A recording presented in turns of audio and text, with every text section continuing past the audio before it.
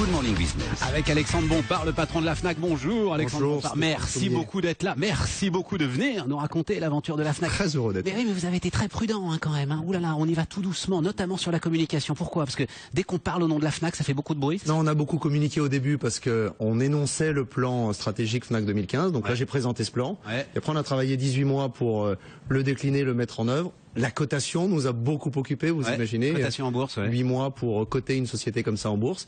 Et puis maintenant, comme on a des premiers résultats, la cotation qui est faite, on peut reprendre un peu la parole et exprimer tout ce qui a été fait par nos belles équipes depuis 2 ans. Mais quel résultat vous avez? J'ai vu un chiffre d'affaires en recul, moi, celui qui est sorti la semaine dernière, c'était ça, puisque maintenant vous publiez au trimestre d'ailleurs. Absolument, on publie au trimestre. Chiffre d'affaires en recul, avec des parts de marché en hausse, mais chiffre d'affaires en recul. Alors au fond, ces résultats, ils confirment la tendance des 3 dernières années. Qu'est-ce que c'est au fond nos marchés? Ce sont des marchés qui déclinent d'à peu près 10% sur les marchés de consommation de biens électroniques et les marchés de biens culturels. Consommation 10% par an depuis 3 ans. Conjoncturel depuis 3 ans. Qu'est-ce que fait la FNAC sur ces marchés? Elle gagne des parts de marché, elle surperforme le marché, elle fait mieux que ses concurrents. Depuis 2 ans et demi, on gagne trimestre après trimestre des parts de marché. Ça veut dire qu'on fait mieux que nos concurrents et ça c'est le résultat de tous les plans d'action commerciale, des nouvelles familles de produits, des nouveaux formats de magasins. On arrive à faire mieux que le marché. Mais oui, mais vous et ça fait donc parce que vous cassez les prix. Et ça fait donc moins 4,8. On casse pas les prix parce que sinon la marge se dégraderait et vous avez vu que la marge était stable. Donc on fait tout ça en stabilisant la marge. Alors comment on fait ça? On négocie de mieux en mieux avec nos fournisseurs, on mutualise les achats entre tous les pays, on arrive à stabiliser la marge, ce qui est pour moi très important.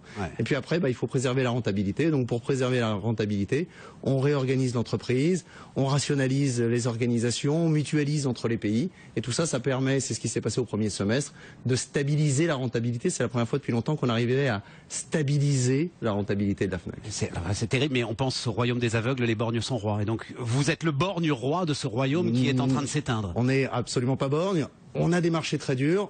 Il faut résister. On résiste. Et comment on résiste? Parce qu'on transforme. Si on s'arrêtait de bouger, ça serait fini. Il faut qu'on bouge. C'est ce qu'on fait depuis 2 ans. C'est ce qu'il faut qu'on continue à faire avec toutes les équipes. Il y a une transformation complète à la fois du modèle commercial, du modèle économique, pour arriver à tirer profit de tous les plans de transformation et, parce que je ne désespère pas que ça vienne, être capable de capter la croissance de nos marchés quand elle reviendra. C'est ça. C'est dans ces conditions et c'est cette optique-là qui conduit tous les plans d'action aujourd'hui. Et ça veut dire de manière encore très pratique qu'on est encore à l'heure des réductions de coûts là aujourd'hui pour la FNAC.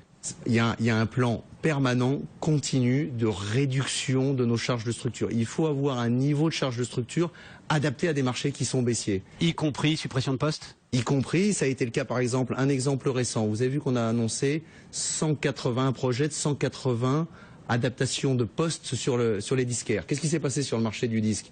Moins 60% en 5 ans. Il y a 2 ans et demi, on est allé voir nos organisations syndicales, on leur a dit il faut qu'on adapte l'emploi parce qu'il y a moins 60% sur le marché. On n'a pas trouvé d'accord. On est donc arrivé à la conclusion évidemment qu'il fallait un plan d'adaptation des effectifs qu'on a annoncé il y a maintenant 2 mois pour adapter nos effectifs à nos marchés. On a quelques marchés très déclinants comme ça. Et donc, il y a un plan permanent de réorganisation, de réorchestration. Ça passe aussi par des nouvelles négociations avec nos fournisseurs, ça passe par des négociations avec tous nos prestataires techniques pour rabaisser nos charges de structure. C'est un mouvement continu avec un objectif, en plus du plan commercial, en plus du plan de transformation. Quand la croissance sur nos marchés, parce qu'on est sur des marchés d'innovation, reviendra, on doit être capable de capter la croissance.